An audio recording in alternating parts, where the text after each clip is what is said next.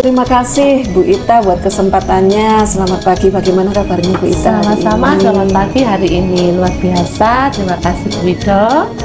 Ya, ini Bu, saya mendapatkan tugas untuk mewawancarai beberapa pimpinan institusi pendidikan dalam rangka saya belajar sebagai seorang calon guru penggerak. Jadi saya akan mewawancarai Ibu. Dalam hal ini adalah untuk saya belajar bagaimana sih Ibu sebagai seorang pemimpin di dalam mengambil keputusan seperti itu Bu. Nah, tentunya Ibu sebagai seorang pemimpin dari sebuah institusi itu setiap hari atau seringkali menghadapi kasus-kasus ya Bu ya. Ada banyak kasus yang harus diputuskan dan saya rasa itu menjadi makanan sehari-hari ya Bu ya. Ibu, bagaimana cara Ibu mengidentifikasi Bu? Oh, ini kasus-kasus yang menjadi sebuah dilema, atau oh ini kasus yang berkaitan dengan moral, seperti itu. Pernah nggak Ibu mengalami hal seperti itu? Tentu saja dalam hidup berlembaga pendidikan dan sebagai leader ada banyak masalah yang dihadapi. Kalau berbicara tentang dilema etika, dilema berarti dalam situasi yang confusing atau membingungkan. Kalau etika berkaitan dengan tata cara hidup yang harusnya sesuai dengan peraturan yang ada. Kalau dilema etika, kalau tidak salah, ada situasi di mana permasalahan timbul, satu sisi benar, merasa benar, satu sisi juga merasa benar, baik itu dalam hal peraturan dan sebagainya. Dilema etika yaitu situasi keadaan di mana ada pertentangan tentang kebenaran dan kebenaran, seperti itu ya. Jadi agak cukup sulit ya Bu ya, iya, memilih ini benar, yang ini satu juga benar. Ada gitu. peraturan yang ditetapkan oleh sekolah itu kan mestinya benar ya, namanya peraturan yang sudah ditetapkan, disepakati, dan orang tua juga punya situasi keadaan yang benar, yang memang sedang dialami oleh orang tua, itu yang merupakan suatu kebenaran juga. Dilema etika. Kalau bujukan moral juga seringkah Bu? Bujukan moral itu tentang moral, jadi tata cara yang bermoral atau yang baik dan benar. Jadi antara benar dan salah. Kalau seperti itu tentu saja seringkali kita hadapi di lingkup pendidikan tingkat TK ya. Jadi bujukan moral itu seringkali dihadapi pada akhirnya. Nah, itu lebih mudah ya. Lebih mudah untuk menangannya. Itu salah loh, itu benar loh. Nah, seperti itu. Nah, sekarang kalau nih ya Bu ya, kembali ke dilema yang Ibu. Bagaimana selama ini Ibu menjalankan pengambilan keputusan? Kalau diperhadapkan dengan situasi benar-benar, misalnya ada dua pihak nih tentu saja yang merasa ini kepentinganku benar, kepentinganku juga benar. Boleh dikasih contoh nggak kayak seperti ini? Sepertinya harus dikasih contoh. Oh iya, baiklah. Misalnya nih, kita sekolah dengan pengurus paguyuban membuat atau dengan keputusan bersama melalui rapat atau dan sebagainya, ada giat yang harus diikuti oleh semua anak dan orang tua, yang mungkin bisa dikatakan wajib nih harus diikuti. Nah, sudah disepakati. Kemudian ada satu orang tua yang menyatakan bahwa saya tidak bisa mengikuti ini karena kondisi keadaan kayak saya demikian, mungkin berkaitan dengan pembiayaan dan sebagainya, karena kegiatan. Saya ambil contoh deh, kita mau ke taman safari nih, semua anak dan orang tua harus ikut gitu lah. Pada saat pelaksanaan itu orang tua mengatakan, saya tidak bisa ikut Bu karena saya punya anak bayi, tidak mungkin saya bawa. Kalau saya bawa, saya berarti harus bayar 3 dong. Kalau bayar 3 saya nggak mampu. Nah, ini situasi orang tua ini benar dan sedang dialami, sedangkan kesepakatan yang ada juga benar. Bagaimana menyatukan kebenaran ini supaya semua kepentingan terakomodasi dan sebagainya. Cara yang pertama, awal mungkin kita bisa dengan menggali informasi, mencari tahu tentang situasi yang ada ini, apakah benar atau tidak, apakah relevan ataukah tidak dan sebagainya. Kemudian siapa saja yang sedang ada dalam situasi kondisi ini, berarti itu ada paguyuban, ada orang tua yang bersangkutan, juga sekolah. Nah, setelah itu kita mencoba, setelah itu apa ya? Ya berkomunikasi ke pihak-pihak yang ada dalam situasi ini, diajak untuk berkomunikasi bagaimana caranya, seperti apa dan sebagainya. Kalau bisa kemudian kita florkan juga di komunitas yang ada, bagaimana dengan kondisi yang seperti ini, keputusannya seperti apa. Setelah itu baru kita nanti ambil keputusan yang menyangkut harkat orang banyak nih Mem, ya. Kalau itu kan lingkup kita paling orang tua di lingkungan unit 3 dan sebagainya, dengan satu pertimbangan ini semua untuk kepentingan anak. Apapun yang kita lakukan, apapun yang kita kerjakan, apapun yang kita putuskan, itu kepentingan anak dan bisa menyejukkan semua orang, semua pihak yang ada ini. Sepertinya seperti itu Mem. Jadi kalau saya melihat dari jawaban Bu Ita tadi, langkah-langkahnya kan yang pertama Ibu akan mengidentifikasi dulu ya Bu ya. Iya, menggali informasi, mengidentifikasi, mencari tahu dulu kebenarannya, mencari berbagai informasi dari berbagai sumber. Setelah itu Ibu akan melihat siapa saja yang terlibat di dalamnya. Setelah itu baru Ibu mengkomunikasikannya. Mengkomunikasikannya untuk mengambil keputusan yang terbaik, dan ujungnya haruslah keputusan itu berpihak pada murid. Benar. Ya, oke Ibu. Selama ini langkah-langkah yang Bu Ita ambil seperti itu, apakah diterapkan untuk semua kasus dilema yang pernah Ibu hadapi? Tidak semua kasus bisa diambil keputusan dengan cara yang sama, karena setiap kasus mungkin punya muatan etika yang berbeda, muatan kepentingan yang berbeda. Ada satu hal yang kita harus bisa mengambil keputusannya dengan cepat, dengan waktu yang cepat, dengan keterlibatan siapa saja di situ, atau mungkin kita perlu juga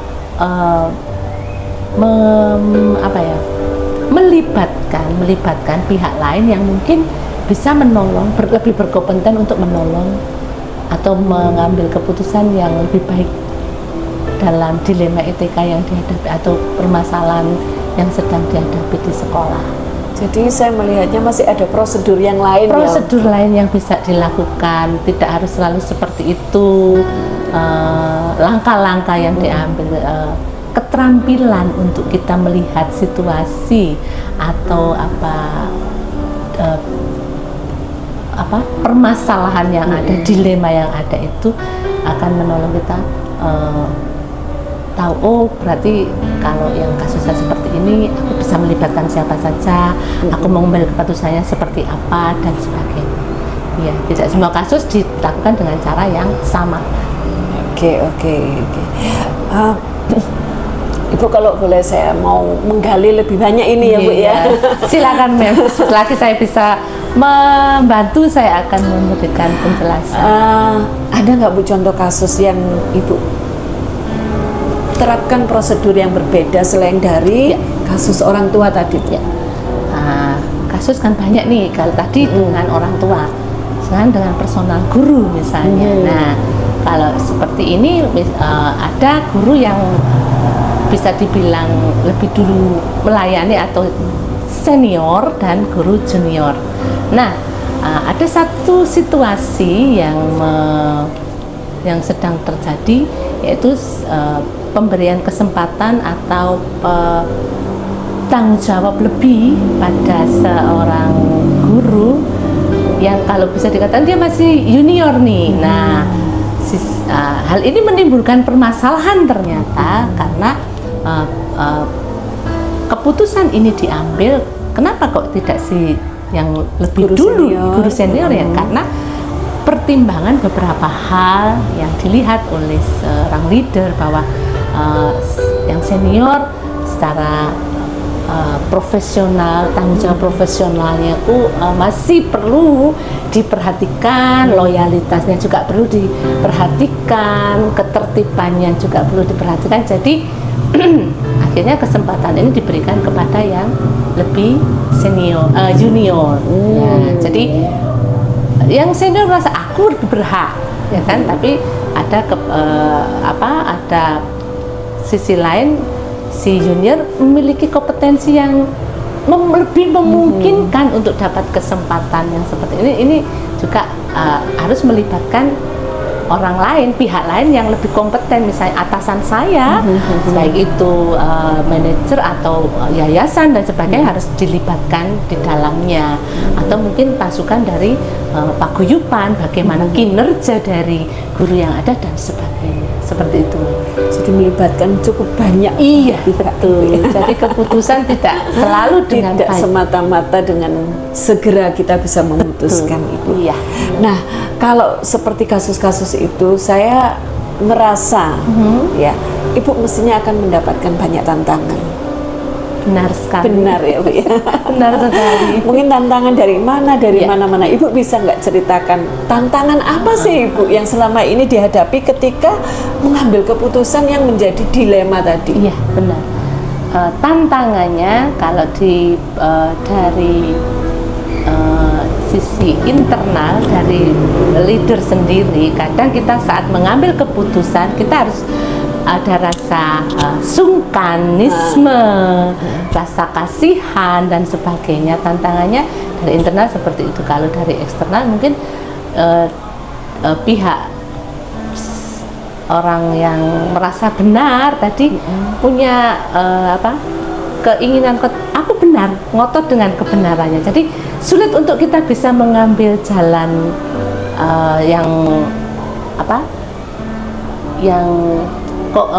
pengambilan keputusan bersama, karena salah satu merasa harus kepentinganku yang didahulukan dan sebagainya. Jadi perlu untuk kita mengkondisikan lingkungan kita sejak dari awal dengan keharmonisan komunikasi. Kalau ada harmonis komunikasi, pasti akan menolong kita untuk bisa merasa kepentingan bersama itu lebih dari kepentingan personal atau pribadi. Jadi tantangannya, kalau kembali ke tantangannya, yaitu ada pihak yang merasa kepentingannya lebih harus dijulukan, dan juga ada dari diri saya yang mungkin tidak itu tadi kurang profesional karena mungkin perasaan ya itu, apalagi di situasi dengan guru, dengan orang tua wali murid, itu kan rasa sungkannya itu agak cukup tinggi gitu. Cukup, saya mau bilang cukup agak tinggi ya, seperti itu memang ya. Jadi kalau saya melihat dari jawabannya Ibu tadi itu, Ibu mengatasi tantangan tersebut dengan cara berkomunikasi. Benar. Dan menciptakan situasi yang kondusif. Benar. Seperti itu, Bu ya. Iya. Menurut Ibu, hal itu efektifkah di dalam rangkaian langkah-langkah Ibu untuk mengambil keputusan? Ya,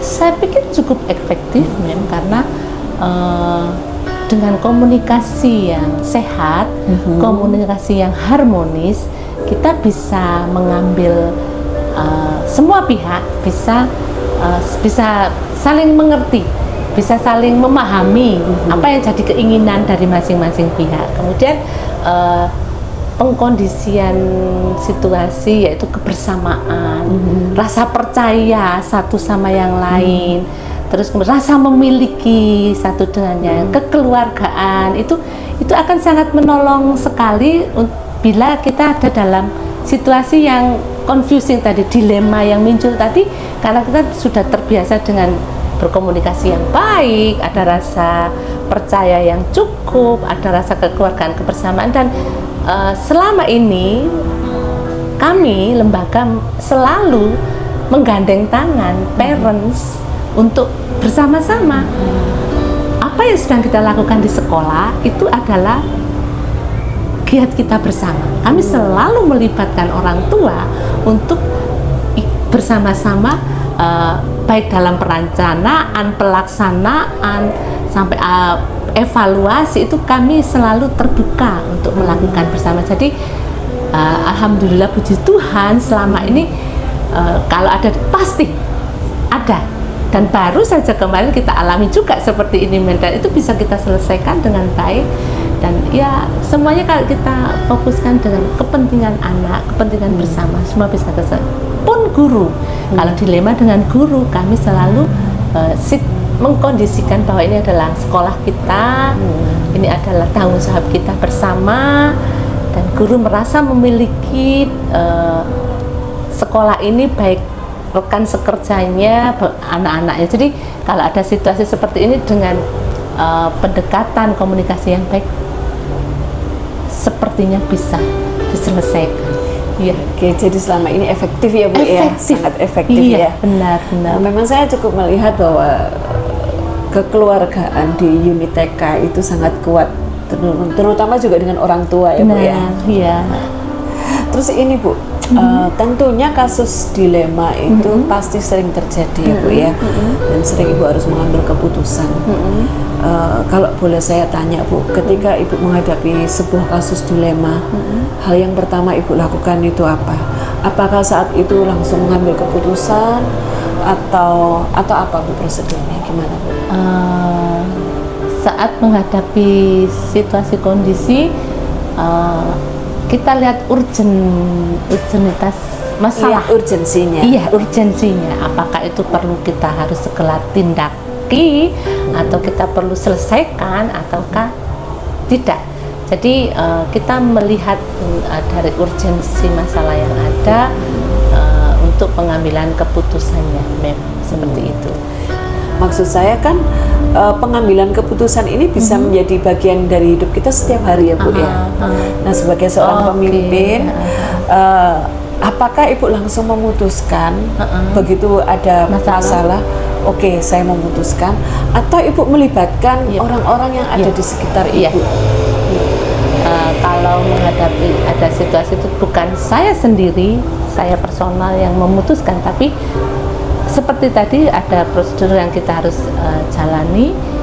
Kalau memang harus tetap cepat, harus segera, urgent, segera selesaikan, dengan sendirinya saya akan berusaha untuk mengambil keputusan masalah ini segera terselesaikan, karena dampaknya atau hasil akhirnya mempengaruhi banyak orang. Tapi kalau nanti masalah ini masih bisa kita lalui dengan prosedural yang lebih baik lagi, lebih tertata lagi, pasti akan berkomunikasi dengan para guru yang ada, berkomunikasi dengan paguyuban, dengan orang tua, bahkan melibatkan pihak yang mungkin lebih kompeten atau berada punya pemangku kebijakan yang lebih dari saya untuk bisa masuk di dalam pengambilan keputusan ini. Wow. Iya. Ibu, jadi ini ada ya Bu ya faktor-faktor yang membantu Ibu nih. Nah, iya. Atau orang-orang yang memang membantu Ibu, mendukung Ibu dalam pengambilan keputusan ini. Iya. Karena keputusan tidak bisa kita ambil sendiri, karena ini kan berkaitan dengan harkat hidup masyarakat TK ini. Jadi, tapi yang harus menjadi titik utama kita adalah kepentingan anak. Karena yang sedang kita layani, sedang kita kerjakan, kita dampingi adalah anak. Apapun yang sedang kita putuskan, dari orang tua, guru, paguyuban, semuanya berujung pada anak, kepentingan anak. Seperti itu. Ini lagi Bu, dari semua yang pernah Ibu alami selama Ibu menjadi seorang pemimpin dari institusi TK, terutama berkaitan dengan pengambilan keputusan, ada nggak Bu pelajaran-pelajaran yang Ibu bisa ambil dan terapkan itu Bu? Ya. Pembelajaran tentang permasalahan yang ada. Dengan permasalahan hidup lebih berwarna, Dengan permasalahan kita memiliki dibawa untuk lebih terampil, memiliki keterampilan untuk bagaimana aku bisa membawa masalah ini menjadi berkah. Jadi itu pembelajaran saya dapat. Semakin banyak masalah, semakin jangan baik. sampai ya benar. ada masalah berarti ada berkah yang sedang dihadapkan, sedang disediakan buat kita. Ini luar biasa. Itu. Iya. Ada masalah berarti ada berkah. Ada berkah karena kita dituntut untuk bagaimana keterampilan kita untuk mengatasi masalah. Nah itu berkahnya. Iya, kita makin lebih kuat. Nah, iya, Mem. Ini pertanyaan yang terakhir Bu Ita. Ya.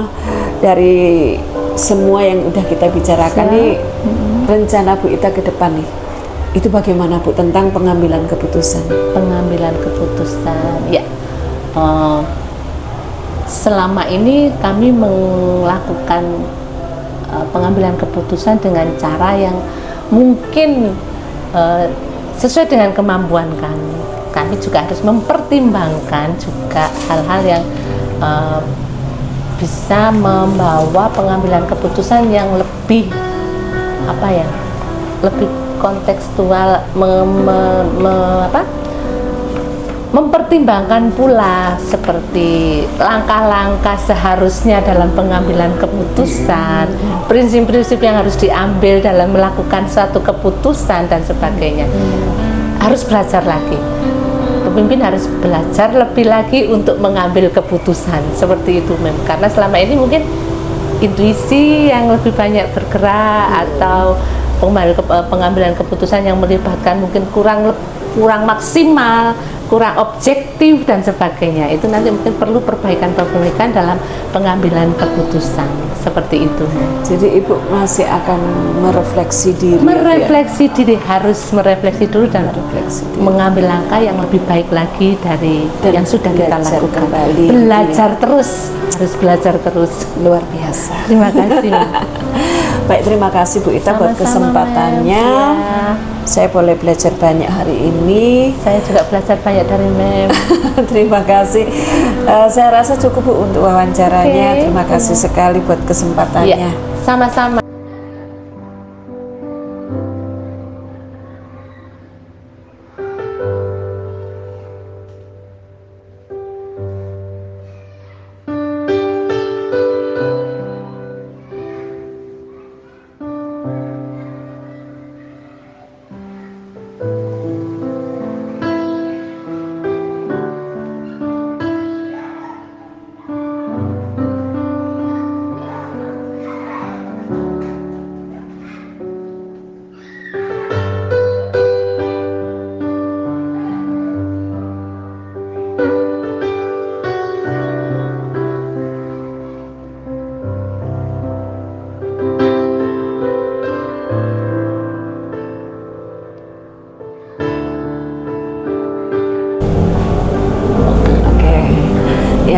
Selamat pagi Pak W, apa kabar hari ini Pak? Selamat pagi Mem, luar biasa, senang bisa berjumpa, ngobrol pagi ini. Iya, terima kasih buat kesempatannya Pak Wahyu.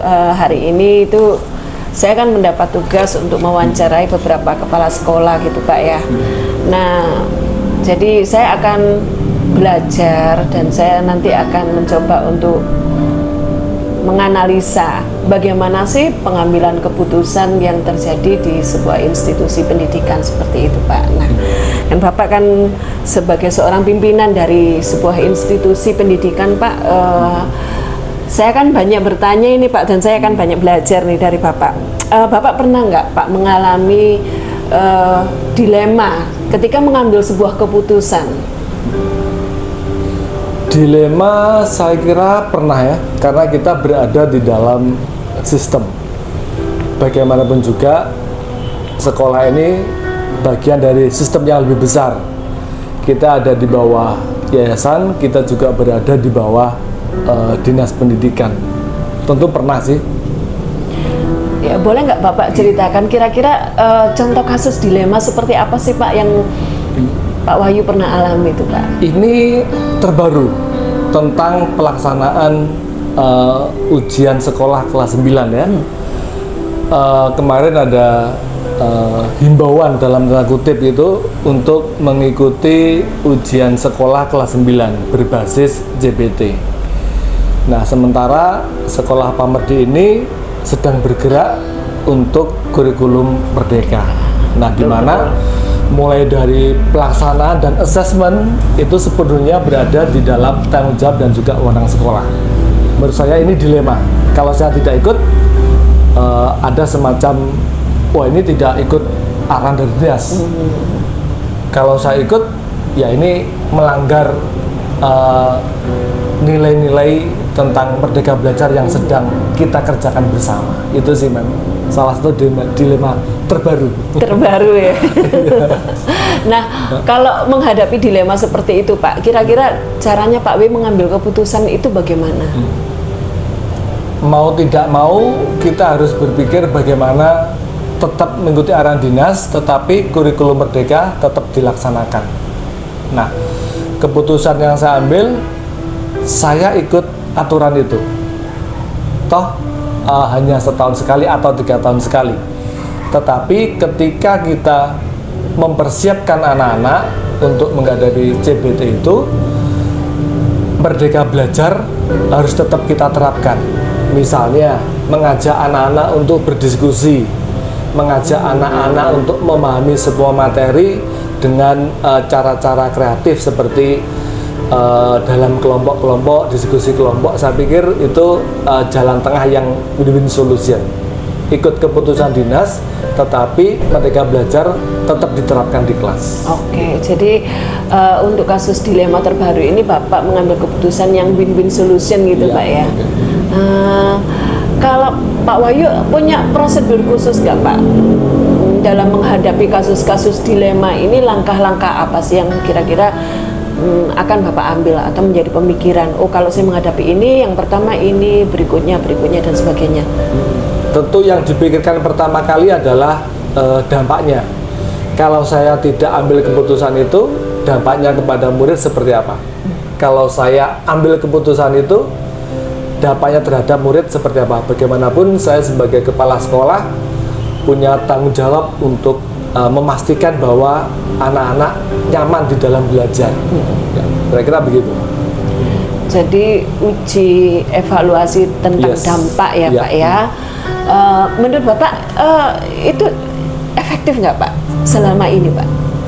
Selama ini menurut saya cukup efektif. Seperti yang disampaikan tadi, anak-anak berhak untuk mendapatkan belajar merdeka. Anak-anak punya hak untuk mengalami Merdeka Belajar dan mereka mendapatkan itu. Saya pikir saya akan ambil. Oke. Ya. Itu kan kasus dilema yang terbaru ya, Pak ya. Bapak pernah nggak, Pak, mengalami tantangan, Pak, dalam mengambil keputusan? Misalnya Bapak udah mengambil keputusan A, ternyata ada tantangan dari pihak A, pihak B, pihak C. Nah, pernah nggak, Pak, Bapak mengalami hal itu? Kalau memang pernah, bagaimana Bapak menyelesaikannya? Pernah, mungkin agak lama, mungkin 5 atau 6-7 tahun yang lalu ya, tentang ketika sekolah kita mendapatkan bantuan untuk pembelian alat-alat TIK berupa komputer dan juga laptop. Nah, waktu itu kita mendapatkan jatah itu, kemudian ada arahan untuk membeli di satu vendor tertentu. Menurut saya harga di vendor ini sangat mahal, karena saya sudah bandingkan dengan vendor di luar. Nah, karena harganya cukup jauh, saya mengambil keputusan untuk tetap mengambil vendor yang di luar yang diarahkan itu. Risikonya adalah mungkin kita akan kesulitan mendapatkan bantuan lagi. Tapi harus tetap saya ambil keputusan itu karena manfaatnya akan lebih banyak untuk anak-anak. Oke, dan memang setelah itu kesulitan Pak untuk mendapatkan bantuan? Sampai hari ini saya belum dapat bantuan lagi.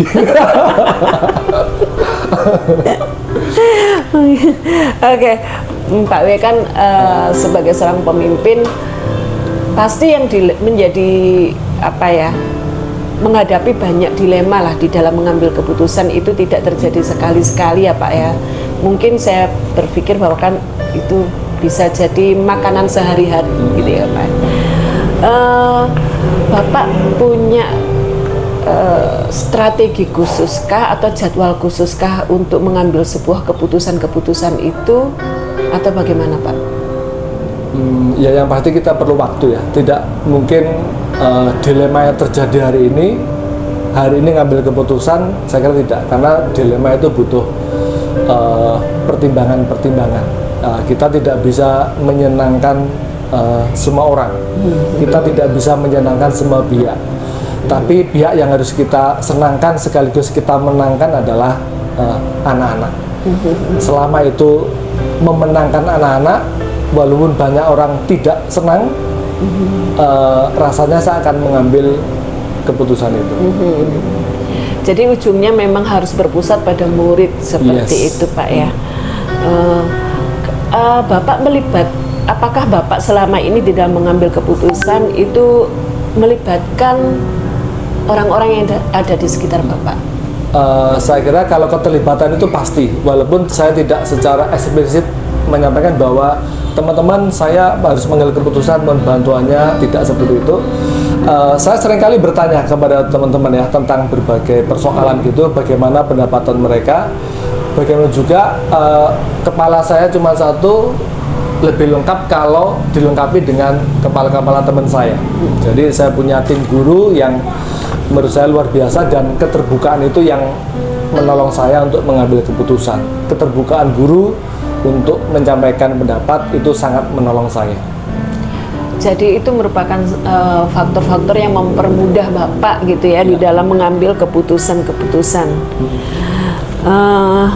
Kemudian dari semua hal yang pernah Bapak alami nih ya tentang pengambilan keputusan, itu ada nggak Bapak yang menjadi sebuah pelajaran penting untuk ke depan dalam kepemimpinan Bapak sebagai kepala sekolah? Tentang dilema dan mengambil keputusan, salah satu hal yang penting untuk dijadikan acuan itu adalah visi sekolah sekaligus visi pribadi. Kita punya visi sekolah, kita punya visi pribadi. Selama keputusan itu sejalan dengan visi sekolah, sejalan dengan visi pribadi, saya akan ngambil keputusan itu. Jadi ketika ngambil keputusan yang dilematis, saya akan merefleksikannya kepada visi pribadi saya sekaligus visi sekolah. Itu yang sangat menolong saya kira. Oke, ya ini mungkin pertanyaan yang terakhir Pak. Rencana ke depan Bapak ini bagaimana Pak? Di dalam pengambilan keputusan yang mengandung unsur dilema etika. Kalau dilema etika kan benar sama benar gitu kan, agak susah untuk mengambil keputusan. Rencana ke depan bagaimana Pak? Rencana ke depan saya harus sering-sering berefleksi. Tentu setiap hari kita mengambil keputusan-keputusan kecil begitu. Mungkin saya akan perlu waktu khusus secara pribadi. Saya akan merefleksikan, merenungkan apakah keputusan itu berdampak baik, berdampak benar kepada anak-anak. Apakah berdampak baik juga kepada teman-teman guru dan juga kepada sekolah. Ya, saya perlu mengambil waktu untuk merefleksikan setiap keputusan itu. Oke. Jadi yang menjadi ukuran dari efektivitas keputusan itu adalah dampaknya gitu Ya. Pak ya. Oke, saya rasa cukup Pak Wahyu. Terima kasih sekali buat kesempatan untuk wawancara hari ini. Saya boleh belajar banyak. Terima kasih Bapak. Terima kasih Bu Wido, semoga terus bergerak untuk mengubahkan pendidikan kita dimanapun kita berada. Siap. Terima kasih Mem, salam Terima kasih, penggerak. Pak.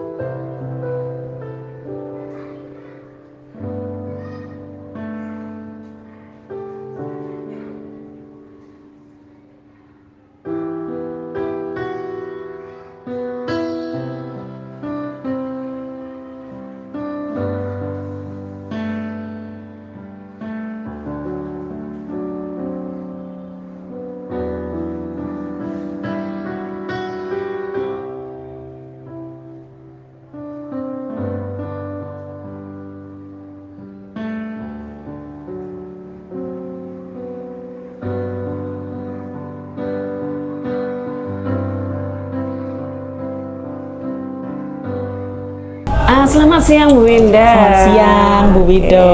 Terima kasih buat kesempatannya Bu hari ini. Saya mendapatkan tugas untuk mewawancarai Ibu ya sebagai rangkaian dari tugas calon guru penggerak gitu Bu ya. Siap. Ada ini beberapa pertanyaan Ibu yang nanti berkaitan dengan bagaimana Bu Winda mengambil keputusan di selama ini sebagai seorang pemimpin di sebuah institusi sekolah ya Bu ya. Iya, siap.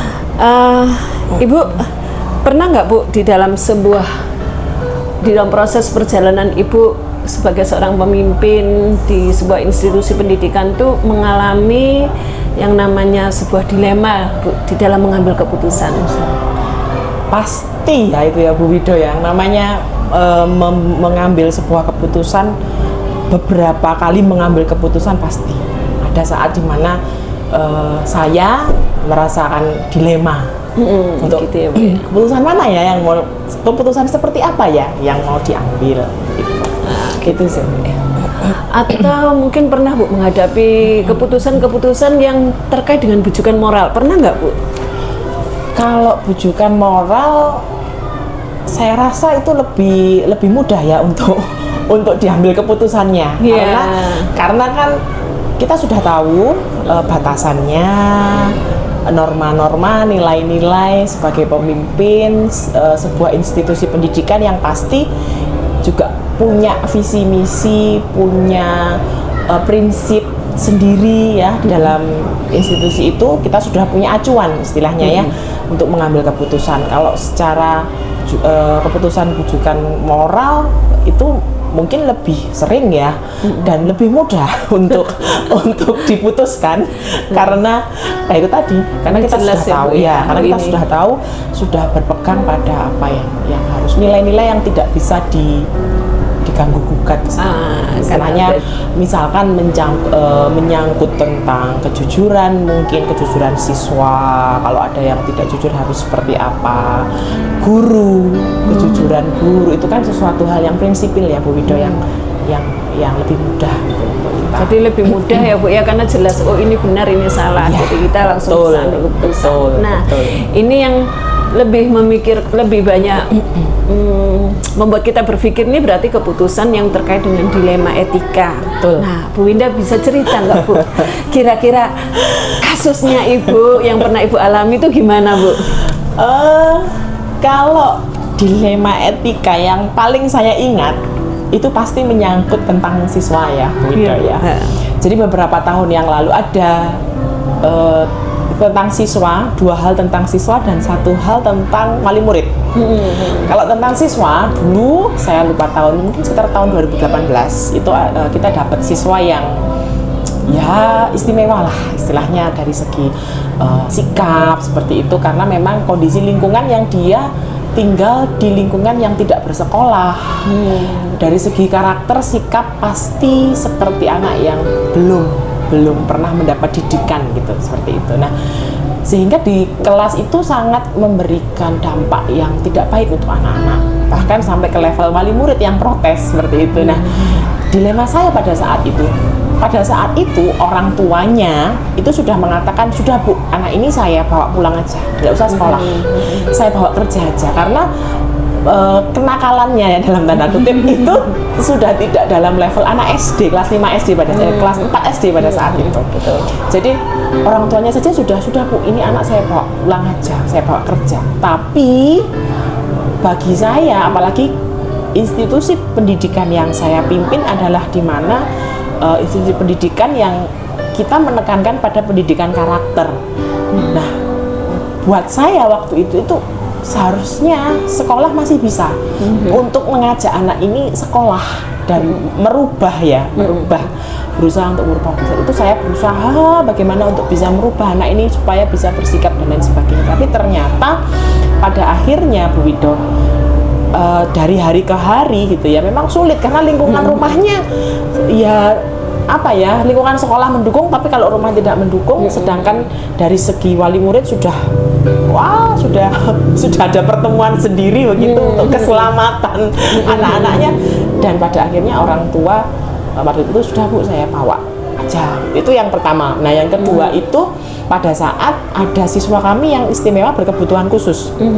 Ada beberapa siswa kami yang berkebutuhan khusus di sekolah kan di institusi kami ya, SD Pamerdi. Nah, secara manusiawi ya, apalagi pada saat itu awal-awal Pak Menteri ya, ini apa, kepemimpinan Pak Menteri, Mas Menteri, Pak Nadiem, untuk pendidikan inklusi di semua sekolah. Nah, tetapi pada kenyataannya di lapangan ternyata Bu Wido, apalagi untuk usia SD yang jenjangnya itu panjang dari kelas 1 sampai dengan kelas 6, guru-guru kami itu masih banyak perlu belajar, membekali diri untuk memberikan pengajaran dan asesmen khusus untuk anak yang berkebutuhan khusus. Secara manusiawi saya sangat ingin anak itu di sini. Seperti itu. Orang tua pun juga pasti demikian. Akan tetapi kita harus tetap melihat ke depannya, gitu loh. Kalau anak ini tidak ditangani oleh ahli yang istilahnya mengerti bagaimana harus mendidik anak ini, kami malah merasa kasihan karena tidak dapat apa-apa di sekolah. Mungkin secara sosialisasi dengan teman-teman nggak ada masalah, dia bisa gitu. Tetapi tetap bagi saya anak ini harus punya apa istilahnya ya, hak untuk mendapatkan pendidikan yang tepat. Nah, pada saat itu saya pribadi saya dilema. Anak ini akan dipertahankan di satu sisi di sekolah saya mendapat banyak masukan dari guru terutama ya. Di pembelajaran yang klasikal dengan jumlah siswa satu kelas rata-rata 20 anak ke atas dengan satu siswa berkebutuhan khusus, tentu guru kelas yang hanya satu orang kan pasti tidak bisa apa ya Bu Wido ya memberikan optimal ya, pendidikan yang optimal ya. Saya mencari berbagai cara bagaimana untuk bisa supaya anak ini terfasilitasi dengan baik, tetapi pada akhirnya pun memberikan pengertian ke orang tua juga tidak mudah gitu. Tetapi kami pun juga tidak langsung anak ini tidak bisa, tidak. Kami sekolah bertanggung jawab untuk bisa melaporkan perkembangannya seperti apa yang sudah sekolah lakukan ya, meskipun dalam hati nurani aduh ini anak harusnya bisa berbaur dengan yang lain, tetapi di satu sisi kondisi kenyataannya seperti itu kalau tentang anak yang kedua. Yang ketiga ini terkait iya, nggak kasus tapi itu membuat saya semakin belajar ya. Yang ketiga ini adalah tentang administrasi keuangan. Itu Gimana itu? Jadi saya sebagai pemimpin sekolah, tetapi kan juga sebagai di atas saya masih ada lagi yang megang kekuasaan gitu ya di atas yayasan begitu. Ada kalanya pasti dalam hal administratif keuangan yayasan punya aturan gitu ya yang harus diterapkan kepada semua wali murid, tetapi ada kalanya yayasan tidak mengerti kondisi di lapangan. Jadi misalkan ada anak yang mungkin kesulitan pembayaran uang sekolah seperti itu, ada kalanya saya ini anak gimana ya, kan kalau dari atas mungkin ya kalau misalkan menunggak sekian tahun sekian bulan ya harusnya ada surat yang dikeluarkan sekolah, mungkin bisa disekolahkan di sekolah yang anaknya mampu dan lain sebagainya. Padahal dari diri saya pribadi ya, secara manusiawi gitu ya, institusi sekolah gitu ya, oke, memang kita sekolah swasta, berpijaknya kita, pembiayaan kita secara mandiri, bukan dari pemerintah. Guru-gurunya pun juga demikian gitu. Tetapi ada kalanya kita nggak bisa memukul rata itu, karena ada anak-anak yang kita nggak tahu gitulah apa yang sedang orang tua yang sedang mereka alami dengan kesulitan itu gitu. Jadi kadang ya ada yang bagaimana nih, apakah harus ada surat yang dikeluarkan atau dilindungi dulu dari apa istilahnya ya, peringatan yang diberikan yayasan. Jadi seperti itu Bu Wido. Contohnya dari sekian banyak. Banyak dilema itu. Oke, Iya. jadi Bu Winda punya nggak prosedur khusus gitu ya Bu, atau langkah-langkah yang akan Bu Winda ambil ketika menghadapi situasi dilema tadi sebelum Bu Winda mengambil keputusan? Oh ya. Kalau saya contohnya ya tentang anak tadi yang anak Bu Winda, anak yang berkebutuhan khusus, ya pasti yang saya lakukan pertama saya observasi, maksudnya kondisi yang sebenarnya terjadi itu apa? Ya, kondisi sebenarnya yang terjadi di lapangan itu apa? Contohnya tentang anak ini tadi. Secara utuh, secara nyata, kondisinya seperti apa sih anak ini? Bisa nggak sih mengikuti pembelajaran yang seperti anak-anak yang lain misalnya? Perkembangan apa yang ditunjukkan oleh anak ini selama guru sudah melayani, memberikan pelayanan kepada anak ini dengan mungkin level soal, level pembelajaran yang diturunkan, apa perkembangan yang ditunjukkan misalnya diobservasi. Nah, kalau sudah ada seperti itu, yang saya ambil dulu saya pun juga ke psikolog. Saya sudah sampai ke psikolog, ke level itu Bu Wido. Jadi saya sekolah yang membiayai, membawa anak ini ke psikolog bersama orang tua. Jadi mencatat dulu ya, mengamati, mengobservasi apa sih yang sebenarnya terjadi itu gimana di lapangan, realnya, kondisi realnya seperti apa. Apabila sudah ada kondisi real, pada saat kita mau memutuskan sesuatu, pasti kita yang namanya pemimpin menimbang ya, menimbang resikonya nanti seperti apa. Dari timbangan itu mana menurut kita yang mungkin resikonya paling kecil untuk orang yang akan kita kenai keputusan, bukan saya pribadi. Nah, yang kemudian itu tadi pasti kita mencari bukan pembelaan, apa istilahnya ya Bu Wido ya, pendapat dari ahli gitu pendapat dari ahli yang mendukung keputusan kita. Makanya ya nggak sembarangan ya, makanya perlu waktu, nggak bisa langsung diputuskan, tapi kita mencari itu tadi. Seperti saya ke psikolog, saya mau minta masukan dari dia, tuh anak seperti itu harusnya seperti apa sih, bisa nggak sih sebenarnya di pembelajaran yang klasikal banyak anak seperti itu gitu. Jadi dimulai dari observasi, melihat kasus itu secara lebih dalam, kemudian menimbang mana yang keuntungannya yang lebih besar yang mana. Setelah itu baru bertanya pada ahli. Betul. Oke, baik Bu. Hal-hal yang selama ini itu Ibu anggap efektif, itu apa ya Bu? Kalau ya ini keputusannya ini merupakan sebuah dilema. Sebuah dilema. Langkah-langkah yang efektif itu biasanya seperti ini. Nah, menurut Bu Winda, langkah yang efektif itu gimana sih Bu? Maksudnya untuk pada akhirnya memutuskan sesuatu di keputusan yang dilema etika itu, yang efektif ketika ya. Kita menghadapi sebuah dilema. Kalau saya ya itu tadi Bu Wido, mencari masukan dari orang yang lebih ahli ya, maksudnya yang pendapatnya beliau itu bisa dipertanggungjawabkan gitu loh. Maksudnya memang kayak tadi tentang anak berkebutuhan khusus, memang dia profesinya di situ gitu loh. Jadi apa yang, dan dia kan sekolah di situ, apa ya, pasti apa yang dia berikan itu sesuatu hal yang menjadi masukan yang menguatkan. Jadi kalau saya sih yang efektif itu mencari referensi yang terkuat untuk menyokong keputusan saya. Seperti itu sih kalau cari saya. referensi gitu ya Bu Winda ya. Oke, baik. Ibu ada tantangan apa ketika menghadapi situasi dilema seperti ini tuh, biasanya tantangan apa yang Ibu hadapi? Kalau tantangan itu pasti ada. Namanya pemimpin ya, memutuskan ya, memimpin banyak orang ya, banyak kepala. Misalkan ada dua kemungkinan keputusan A dan B. Saya memutuskan A, belum tentu semuanya, pasti ada yang pro, ada yang kontra. Saya memutuskan yang B pun juga pasti ada yang pro, ada yang kontra. Kalau tantangan yang saya rasakan ya pastinya tantangan dari hasil keputusan saya.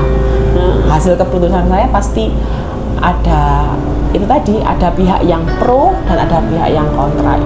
Itu sih yang tantangan yang saya rasakan paling apa ya Wido ya, paling mempengaruhi ya, paling terasa itu ya di bagian yang pro dan yang kontra itu tadi. Itu cara Bu Winda menghadapi misalnya ada yang kontra dengan keputusannya Ibu, gimana Bu?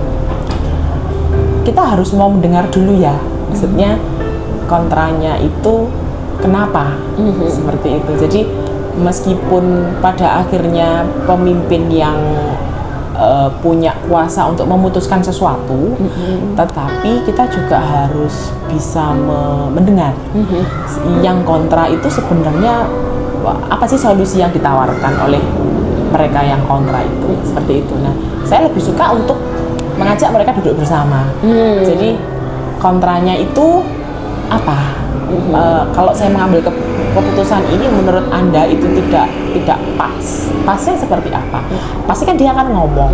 Nah, itu yang bukan maksud kita untuk mengumpat atau menyanggah atau apa ya, tapi kan tugas pemimpin itu bukan hanya udah keputusannya seperti ini, tapi kalau ada yang kontra kan mungkin dia adalah orang yang kekeh dengan pendiriannya. Itu yang pertama. Kan ada beberapa tipe ya Bu Ida ya. Mungkin ada yang sebenarnya dia nggak paham kenapa saya memutuskan itu. Nah, jadi kan ya kita harus mendengar dulu dia maunya apa sih sebenarnya. Kalau misalkan kita balik menjelaskan gini loh sebenarnya itu kenyataannya.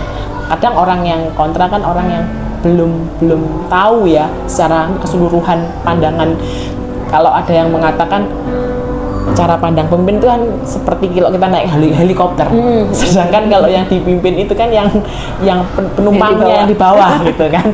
Jadi itu ya tugas kita. Cuman saya juga, kalau ada hal yang istilahnya positif ya pasti saya nggak memungkiri untuk itu baik untuk dipakai kok. Oke. Bu Winda kan sebagai seorang pemimpin, Ibu pasti sering menghadapi kasus yang harus diputuskan, entahkah itu kasus dilema etika atau kan atau keputusan-keputusan yang sehari-hari yang memang kita hadapi. Ya.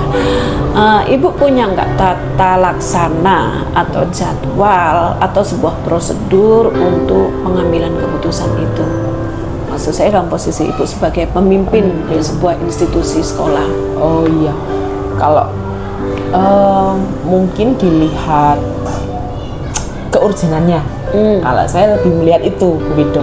Maksud saya begini, untuk keputusan-keputusan yang ringan dalam tanda kutip, maksudnya satu hal yang ringan yang saya bisa langsung memutuskan itu ya saya putuskan gitu.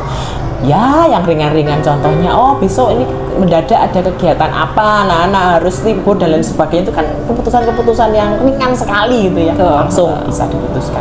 Tetapi untuk keputusan-keputusan yang lebih besar, termasuk apalagi yang dilema etika, pasti saya harus punya step-step yang tadi saya jelaskan sebelumnya tadi. Jadi ya pasti saya punya pengaturan waktu sendiri. Berarti tetap ada deadline ya, ya pasti seperti itu. Misalkan aja tentang anak yang tadi yang saya ceritakan, ya pasti kita punya deadline. Di akhir semester 1 anak ini memberikan perkembangan seperti ini. Nah, di semester 2 itu kan pasti kita sudah mulai berjalan. Sudah mulai berjalan pengamatan, kemudian mencari ahli itu tadi dan lain sebagainya. Oke. Jadi tetap ada tata laksana atau prosedur dan ada jadwal gitu ya Bu yang saya tangkap. Hal yang berikutnya Bu, bagaimana dengan Ibu melibatkan orang-orang yang ada di lingkungan kerja Ibu untuk pengambilan keputusan ini? Bagaimana melibatkan mereka? Betul. Oh ya. Ada nggak keterlibatan dari mereka? Gitu? Pasti ya, sesuai dengan proporsional mereka, maksudnya sesuai dengan tempatnya masing-masing. Kalau saya memutuskan seperti tadi tentang anak, kembali lagi ya tentang anak tadi, ya saya pasti akan melibatkan guru kelas yang mengampu, guru BK, seperti itu. Kalau untuk sesuatu hal yang menurut saya keputusan untuk yang bersama, ya pasti ada kalanya kita memutuskan berdasarkan voting, maksudnya tanya gimana nih enaknya gitu. Itu untuk ya keputusan-keputusan yang ringan gitu, yang bidang. Cuman untuk keputusan yang dilema etika tentu harus lebih intens lagi dengan orang-orang yang mengambil bagian di situ. Jadi tidak semuanya. Tapi ada juga kalanya dalam keputusan itu kembali lagi ke saya. Jadi memang saya harus belajar untuk banyak-banyak belajar bijak. Gimana ya, apa ya, seperti itu kan banyak macam keputusan itu ya Bu Wido ya. Oke, jadi tetap ada orang-orang yang mendukung ya Bu, ya faktor-faktor yang mendukung dalam pengambilan keputusan. Iya. Ya. Baik, ini dari semua ini Bu yang pernah Ibu alami gini Bu ya. apa sih yang Bu Winda pelajari Bu dari pengambilan keputusan ketika Ibu menghadapi sebuah dilema etika? Pelajaran yang saya dapatkan, Benar Ibu. pelajaran yang paling saya dapatkan pengambilan keputusan ini tentu belajar untuk ini ya, bisa berpikir secara lebih meluas. Berpikir harus lebih luas, berpikir harus jauh ke depan, gitu loh. Karena dan itu bukan sesuatu hal yang mudah ya, gitu. Menurut saya yang masih belajar ini, belajar untuk berpikir secara menyeluruh, atau secara meluas, berpikir ke depan itu, menimbang resiko, itu pelajaran yang paling membuat saya belajar banyak itu tentang itu. Terima kasih sekali Bu Winda. Sepertinya pembicaraannya luar biasa. Amin. Makasih Bu Winda.